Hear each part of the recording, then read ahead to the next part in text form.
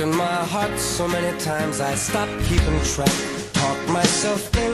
Enough to give us a little fruit, and so we made both the Zinfandel and the Syrah with the Mounts Vineyard fruit, and we're very pleased with the quality of the wine. Now, mountain fruit, is it up on the mountain? Yeah, this is hillside stuff. It's on, for those of you that are familiar with Dry Creek Valley, and I will say, I think Dry Creek Valley is certainly one of the best places in the world to grow Zinfandel. Yeah, ideal conditions. I mean, right? I mean, you're away from the ocean a little bit. For those of you that are from other parts of the country, from our location here, it's about, I don't know, 15 miles north, and then maybe just a little bit to the west, but you've pulled away from the ocean quite a bit. So the fog that normally blows into their property south of our location here does not get into that vineyard until much, much later in the day and burns off a whole lot sooner. So it's considerably warmer, which, again, you really want that for your deeper reds, and Zinfandel does a great job in that environment, right? Exactly. Yeah. Yeah, they've got quite a bit more heat and degree days, which are necessary to get the Zinfandel and the bigger grapes ripe. And you know, we might be able to get away doing a little cool weather Zinfandel down in our area, but many years out of a decade, we might not get it ripe at all. No. Not ripe enough. So, no. Well, we're blessed. Yeah, right. Yeah, and it's not cheap either to plant any of this stuff. Right. And so, what's the timeline for harvest over there? What do you think? What are they experiencing?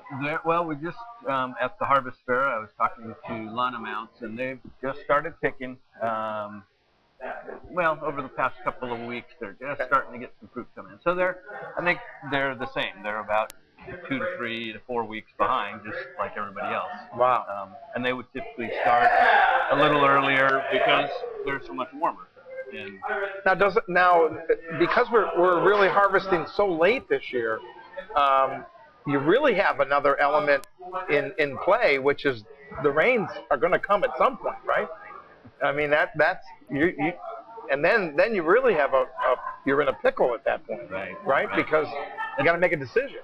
Exactly. Do you gamble that the rain's going to clear up enough that you'll be able to let the fruit finish ripening, or do you pick it now and be glad to get it in and get away from the risk that it just rains and rains and rains and your fruit just all rots on the vine? I think that reminds me of, I think 98 was one of those kind of vintages where people were really torn, really not sure what to do.